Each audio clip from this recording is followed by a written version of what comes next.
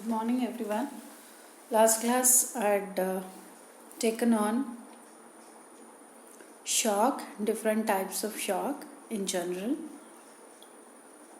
Today I'll be taking class on sepsis and septic shock. Septic shock is one of the type of distributive shock. So what were the types of shocks? Distributive shock, obstructive shock, cardiogenic shock and hypovolemic shock. Septic shock comes under distributive shock. Sepsis, it is a common and deadly disease.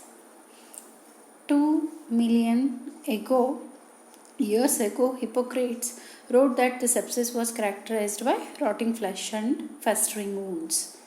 As the years passed by, many scientists gave different definition. In 1992, Bones and his colleagues gave one definition of sepsis, that is an inflammatory response to the infection. Sepsis is a systemic inflammatory response to the infection. But it was not clarifying the terminology and pathobiology of sepsis. To clarify this, the Sepsis Definition Task Force in 2016 proposed the definitions for sepsis and septic shock. From then onwards, this new definition is followed. What is sepsis according to this Sepsis Definition Task Force? Sepsis is a dysregulated host response to infection that leads to acute organ dysfunction. Whenever an infectious agent enters into our body, there will be a host response. If that host response is dysregulated, then that leads to acute organ dysfunction. This is called as sepsis. Septic shock, it is defined as a subset of septic cases in which there is also underlying circulatory and metabolic or cellular abnormalities which are so much profound that it increases the risk of mortality. There are more chances that the patient can die from this underlying pathophysiology, that is involvement of the circulatory and metabolic dysfunction. For a person to develop sepsis and septic shock respectively, there should be certain risk factors. Before the risk factors, we'll tell about the etiology. Etiology of sepsis are both hospital acquired and community acquired infections. In them, 50% of the cases are because of the pneumonia. The next in line are intra-abdominal and genitourinary infections. Whenever we are suspecting sepsis, we have to take the blood culture to identify the organism. The organism commonest which are implicated in this are Staph aureus and Streptococcus pneumoniae, which are gram-positive organisms, and gram-negative organisms are E. coli, Klebsiella and Pseudomonas. There should be certain risk factors, as I already told you. The risk factors for the development of sepsis and septic shock are HIV, chronic obstructive pulmonary disease, patient with underlying cancers, immunocompromised states like diabetes mellitus, and patients on chronic steroid therapy. Sepsis is common at the extremes of age, common in children and elderly. More common in males compared to females, higher in blacks than in whites. In a host, there are two factors. One is the person or a host should be genetically susceptible for the development of infection as well as development of sepsis and septic shock. And the other thing is, what is his response to the infection? If there are alteration in the host response proteins, then the patient has higher susceptibility of developing sepsis and septic shock. Pathogenesis of sepsis. Previously I told you that in 1992 Bones and his colleagues told that sepsis is because of the systemic inflammatory response to infecting agent. that is called as SIRS, that is Systemic Inflammatory Response Syndrome. There are 4 components or the 4 parameters which will be assessed in SIRS. That is, one thing is the temperature. Either the patient can have fever, that is more than 38 degrees centigrade, or the patient can be having hypothermia, temperature less than 36 degrees centigrade. Second one is tachycardia, pulse rate of more than 90 beats per minute. Tachypnea, that is respiratory rate of more than 20 breaths per minute. And leukocytosis with white blood cell count of more than 12,000 per microliter, or leukopenia less than 4,000 per microliter. These are the 4 components which will be assessed in patients, and to confirm that the patient is having SIRS or not. This was followed up to 2016, but not after that, because there are other set of criteria for the diagnosis of sepsis and septic shock.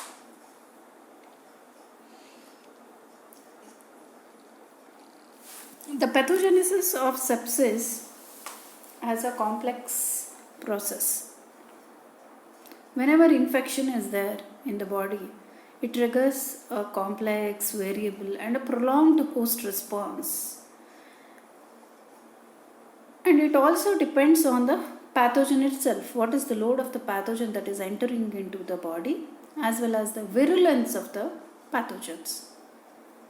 And in the host, the genetic composition or the genetic susceptibility of that host, and the comorbid conditions which are present in that person. For example, you take in this COVID situation, they are telling that the patient with comorbidities are having higher mortality rate than the persons with these comorbidities. That is why comorbidities plays a very, very important role in the pathogenesis of this sepsis and septic shock.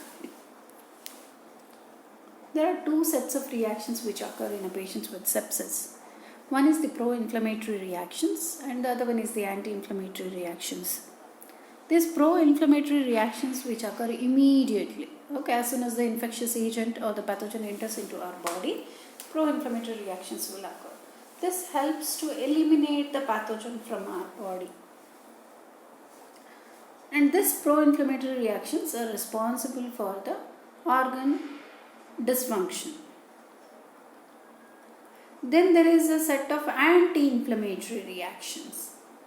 These anti-inflammatory reactions will occur because the pro-inflammatory reactions are so much that it need to be suppressed. That time these anti-inflammatory reactions will come into picture. This will lead to enhanced susceptibility to secondary infections, which occurs in the later course of the disease.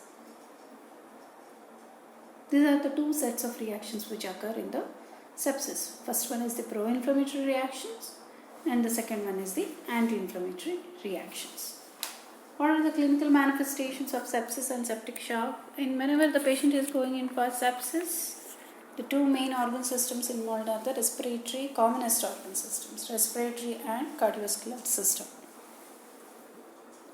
Respiratory compromise will classically manifest as ARDS, that is acute respiratory distress syndrome, which is sudden onset of hypoxemia within 7 days of suspected infection, leading to bilateral infiltrates in the lungs, which is of non-cardiac origin. This ARDS can be graded as mild, moderate, severe depending on Berlin's criteria, which uses PaO2 by FiO2 ratio. This I have already taught you. Mild is when PaO2 FiO2 ratio is 200 to 300. Moderate when the ratio is between 100 to 200. Severe when the ratio is less than 100 millimeters of mercury. Then cardiovascular compromise will typically present as hypotension. What is the cause for hypotension? It could be because of the frank hypovolemia or because of the redistribution of the blood. And also because of the diffuse capillary leakage, which will lead to redistribution of intravascular volume. and there will be reduced systemic vascular resistance and direct suppression of the cardiac contraction. The other organ system which is commonly involved is the acute kidney injury. Once the patient goes in for cardiac compromise, hypertension, the renal blood flow will be shut down or reduced, leading to pre-renal failure and acute kidney injury. 50% of the patient who will get admitted because of sepsis will develop this acute kidney injury. And once the patient develops acute kidney injury, the mortality risk increases by 5 to 8 fold. Patients who develop acute kidney injury will present with oliguria, that is reduced urine output or absolutely no urine output, azotemia, elevated blood urea levels, and also this raising serum creatinine level. Other common system which is involved is the the central nervous system. Patient will have coma, delirium, polyneuropathy, myopathy.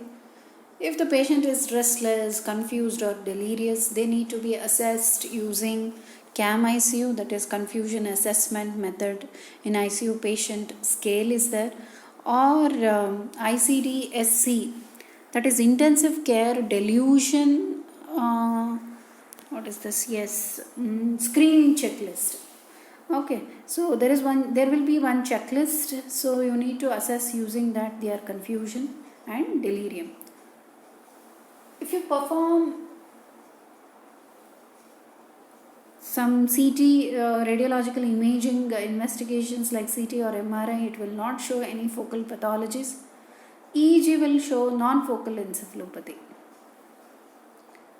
There could be additional symptoms due to ileus, elevated transaminase levels. There can be even jaundice also. Patient can develop DIC, disseminated intravascular coagulation, then altered glycemic control. Patients can have thrombocytopenia, adrenal dysfunction, sick euthyroid syndrome. These are the other additional manifestations in a patient with sepsis. The commonest organ system involved are mainly the respiratory, cardiovascular and kidneys, CNS. These are the 4 organ systems you need to remember. Lungs are involved, it will be like going in for ARDS, hypoxemia. Okay, then if the cardiovascular system is compromised, patient will have hypertension. Then the third one, kidneys, acute kidney injury. And CNS, it is the confusion, coma, myopathy, polyneuropathy, all these things. These others are the additional features. 4 organ system commonly involved and the symptoms you need to remember. How are we going to diagnose? Either by the clinically or there is a diagnostic criteria to tell that the patient is in sepsis or septic shock. So clinically the patient should have, will have tachycardia will be there, more than 90 beats per minute, tachypnea more than 20 breaths per minute, hypotension, systolic arterial pressure blood pressure will be less than 100 millimeters of mercury, and also the hypoxemia will be there, SpO2 less than 90%, and elevated total count, which is commonly seen more than 12,000. In 5% of the patients there can be leukopenia, that is less than 4,000 per microliter. You can see your diagnostic criteria here for sepsis and septic shock. You see the first column and the second column, that is the definition, and the third one is showing the common clinical features, and the fourth one you see, that is the 2016 latest criteria. You can see here. So the first one is sepsis. What is the definition of sepsis? It is a life-threatening organ dysfunction caused by a dysregulated host response. And what is the septic shock definition? Subset of sepsis in which underlying circulatory and or cellular metabolic abnormalities lead to substantially increased mortality risk. So what is the criteria to tell that the patient is having sepsis? You know the definition of sepsis. The criteria is suspected or documented infection and an acute raise in more than or equal to sepsis related organ failure assessment point. That is SOFA score. Already I told you SOFA score in the last class of sepsis. If there is more than 2 sepsis related organ failure assessment points are there with the suspected or the documented infection, then the patient is confirmed that is having sepsis. Whereas septic shock is a subset of sepsis, right? So there should be sepsis plus there need to be vasopressor therapy to maintain the mean arterial pressure to more than 65 millimeters of mercury, and when you measure the serum lactate level, it should be more than 2 millimoles per liter despite of adequate fluid resuscitation. This is the criteria. That is the definition of sepsis. This is the criteria for sepsis.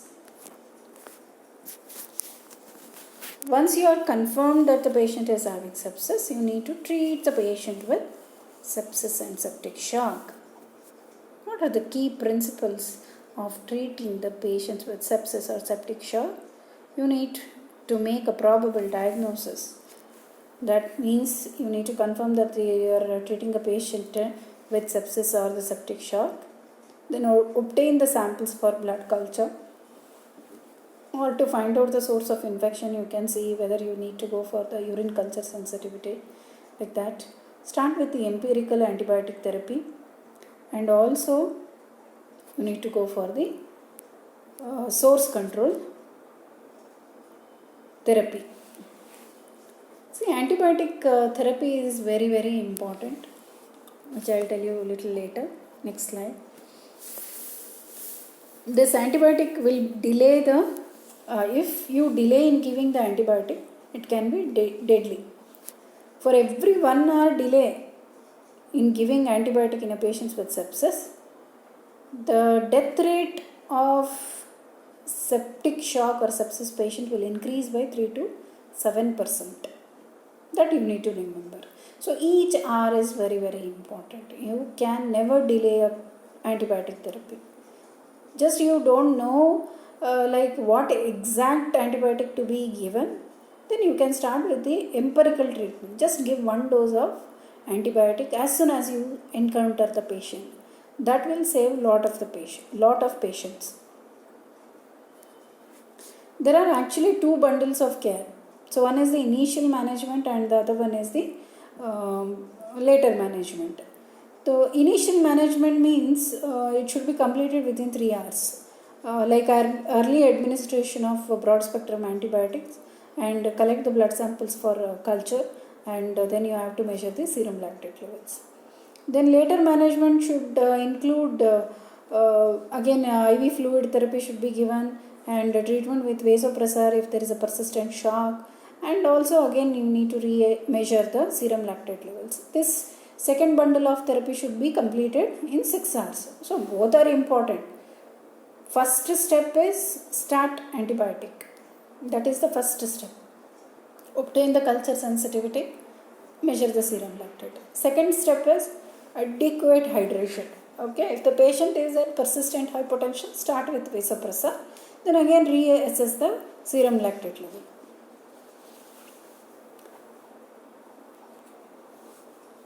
Then is the vasopressor therapy. Already in last class I told you about the vasopressor therapy. Vasopressor therapy, the drug of choice for sepsis and septic shock, especially septic shock, is the norepinephrine. You can also use the other drug, that is vasopressin, which should always be used as an adjunct to norepinephrine, not as a standalone therapy. That is about the vasopressor therapy, adequate fluid resuscitation therapy. And also one more important thing in patients with sepsis is if they have anemia that is less than 7 grams per dl, then it is better to give them the blood transfusion. Because there were so many studies done which had two sets of patients. One was patients with less than 7 grams of hemoglobin, and the other set of patients were less than 9 grams. When they compared the blood transfusions in these two set of patients, it showed that it is better to give blood transfusion when the HB is less than 7 grams per dl, thus avoiding many transfusions for patients who have HB of 9 grams per dl. So they have set a criteria. So better to give blood transfusion when the HB levels are less than 7 grams per dl. In this chart in this table you can see the initial antimicrobial therapy for severe sepsis when there is no obvious source of infection in adults with normal renal function, because many antibiotics require dose adjustment whenever there is a renal failure. If the patient is in septic shock and the immunocompetent adult, there are no comorbidities and he is an immunocompetent adult, then there are many acceptable regimens. Piptaz, that is piperacillin tazobactam. Piptaz is a trade name, but the antibiotic is piperacillin tazobactam, which comes in a combination of with a dose of 4.5 grams. It should be given every 6th hourly. Then other drug is the cefepime can be given, meropenem 1 gram 8th hourly, or imipenem cilastazine combination can be given. Patient is allergic to beta-lactam antibiotic, then you can give ciprofloxacin, levofloxacin, and also you need to add vancomycin for each of these regimens. Beta-lactam antibiotics or non-beta-lactam antibiotics you are giving, but you need to add the vancomycin for each of these regimen in immunocompetent patients.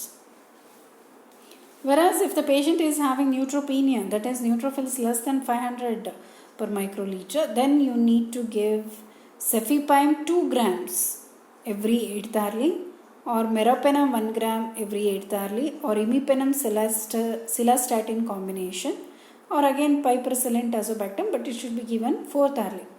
Where in immunocompetent it was 8th hourly, here it is 4th hourly. And we need to add the vancomycin if the patient has a suspected central line associated bloodstream infection. If there is bloodstream infection, severe mucositis, skin or soft tissue infection, or hypotension.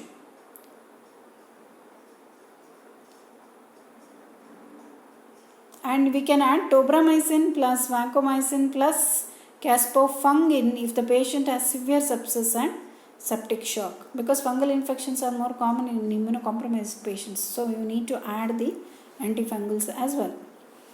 Then in splenectomy patients, we need to give ceftriaxone 2 grams IV once a day 24 hours, and if there is a meningitis you can give 2 grams 12th hourly. If there is a local prevalence of cephalosporin resistance pneumococci is high, then we need to add vancomycin. Patient allergic to beta-lactam antibiotics, give fluoroquinolones, levofloxacin or moxifloxacin plus vancomycin need to be added. This is the empirical therapy for any patients who are in sepsis or septic shock. See whether the patient is immunocompromised, immunocompetent or splenectomized patient. Need to be careful. The same antibiotic as in immunocompetent patient and immunocompromised, but in immunocompromised the frequency of dosing is more and we are adding the antifungal therapy. This is in brief about sepsis and septic shock. Very important from the treatment point of view. Thank you.